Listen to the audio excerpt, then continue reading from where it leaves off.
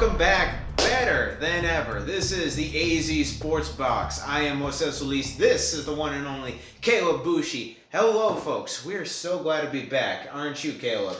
Oh, excited to be back. And you know what? An exciting time to be an ASU football fan as we come near the end of 2020.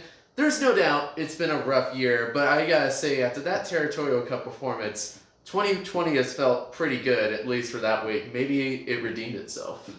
It felt like playing against a baby in Madden watching that game. And you know what? You need all the momentum you can, especially after a performance like that going into the chilly Corvallis, Oregon, and playing in the season finale against the Oregon State Beavers. But what a heck of a performance by ASU football. That is just truly astounding. And we thought Alabama was good at blowing out teams. Oh, no. That was probably the most dominant Territorial Cup performance we will ever see in ASU history at the most points scored. There's been some close Territorial Cup wins, but if you want to talk about dominating performance, this was the game. And yet still, Arizona leads the entire series. But it just goes to show you that the Sun Devils are taking control, and the fans would like to believe that this is a good sign for the future when you have Herm Edwards as your coach. Oh, yes, very much indeed. And now that this also builds a huge recruiting class and helps them recruiting-wise, as we just had signing day.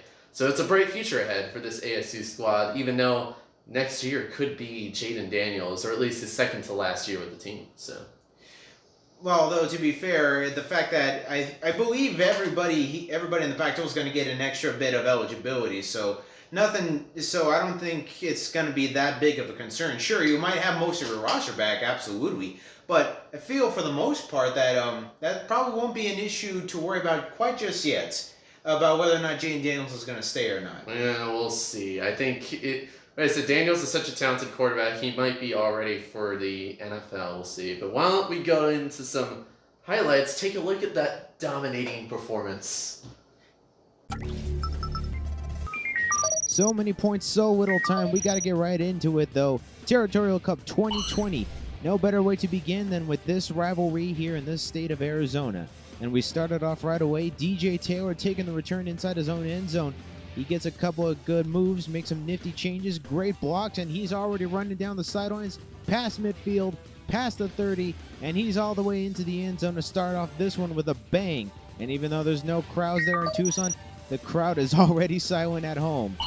Unless, of course, you are an ASU fan. Meanwhile, here comes Rashad White off his own 7. He ripped a huge run against USC to begin the Pac-12 season, and he rips off another one.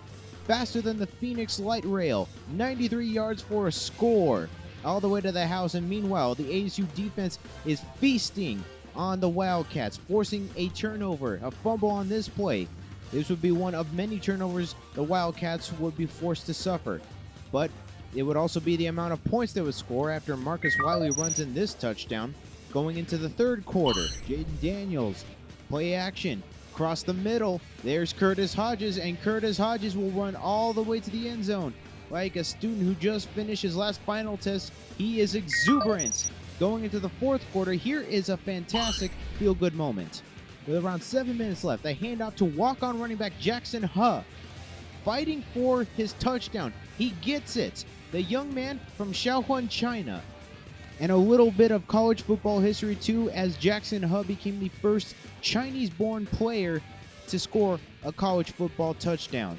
And he fought for this one too, pushing around, spun around, broke the plane. Great moment there.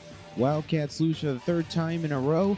ASU keeps the cup again, and this would end up being Kevin Sumlin's final game as head coach of the Wildcats. 70-7 final, a very definitive win to say the least. Jaden Daniels, 223 yards passing. Rashad White, 10 carries, 133 yards, and 3 touchdowns.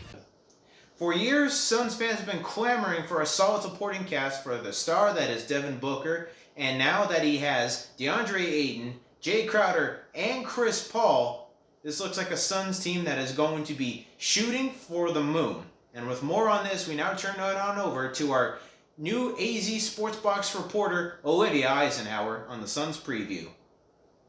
Although the Suns did not get the ideal results for the 2019-2020 season, the conclusion gives hope to a fan base and the team from coming from multiple growing pains and playing from 13 below 500 before the bubble to closing out the season with an 8-0 run led by shining star Devin Booker and first-year head coach Monty Williams. The Suns surrendered Kelly Oubre and Ricky Rubio for a veteran and 35-year-old Chris Paul over the offseason. And what will this do to the dynamic, and how will Paul affect the overall function of the Suns?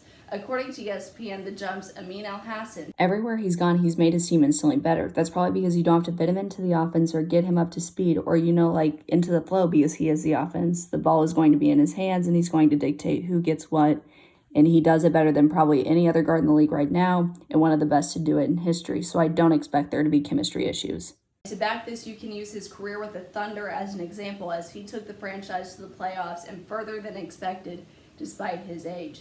Paul also compared his past dynamics and his role to this one before the Suns took on the Jazz Monday in the preseason. When I was in New Orleans, guys would come in and I was the guy who was sort of the staple, where they sort of had to try to figure it out.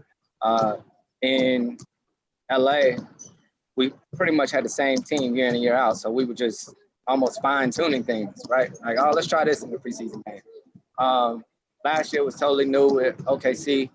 This year, we got a totally new team. This addition, as well as decent three-point shooting and physical wing presence of Jay Crowder, should get the Suns in the top conversations. Even though the Suns will be in a loaded conference this season, be a big three of DeAndre Ayton, Chris Paul, and Devin Booker versus an almost one-man band as Phoenix was last season, as they did have 15 points per 100 possessions worse offensively when Booker was off the floor. Big man DeAndre Ayton still has a lot to prove, as the Suns may never be totally forgiven for drafting him out of Arizona over Luka Doncic. If he can prove to be a big low-post presence as well as help on defense that hasn't been on a top 10 list in 18 seasons, this could help heal that wound a little bit.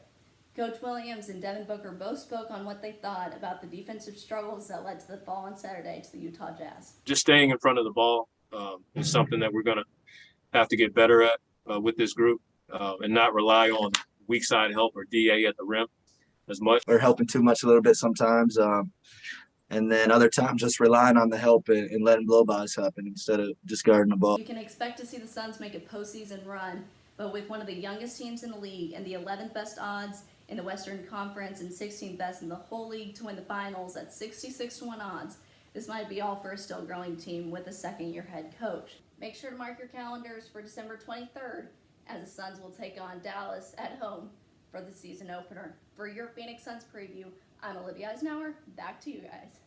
All right, well, we have an exciting top plays lineup to do here on a special week here. And because ASU played so good in the Territorial Cup, there's so many numerous top plays that it would be unfair to the other teams. So we are adding a special rule in for this week. Only ASU gets one out of the 3 top plays.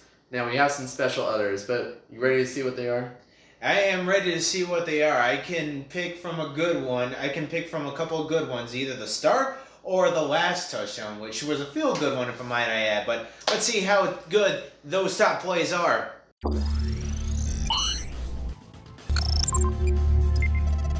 Another turnover opportunity for Christopher, and he's got help, but he doesn't need it. All the way to the bucket, and he's going to the line.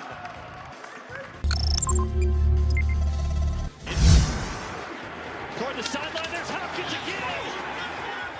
Wow, touchdown, DeAndre Hopkins. What do you do? Up is off and running in 2020, and the kickoff to the end zone. DJ Taylor willing to return it from 5 yards back, and Taylor made a great choice. Taylor down the sideline. DJ Taylor, what a start to this rivalry in 2020. Well, it was a fun show. We had Olivia Eisenhower make her ASB debut, which was a lot of fun. Big thanks to her. She's working all the way from Kansas City out in her own studio, so she's doing some awesome things already. So yeah, can you give me an autograph of Patrick Mahomes for a friend of mine? He's my roommate and he lives in Tucson. Big Chiefs fan. Big Chiefs fan. I don't know if she can do that, but we'll see. Hey, somebody can try, right? We'll see. But that's going to do it for this week. Next week, we got the holidays coming up, and we're going to change things up a little bit. So we'll have to deck out the whole studio, but we can't wait. It's going to be an exciting way to end 2020. Hopefully nothing more bad happens. But like I said, the AFC winning the Territorial Cup and the Suns season tipping off right before Christmas, it's going to be a good way. It's a feel-good way.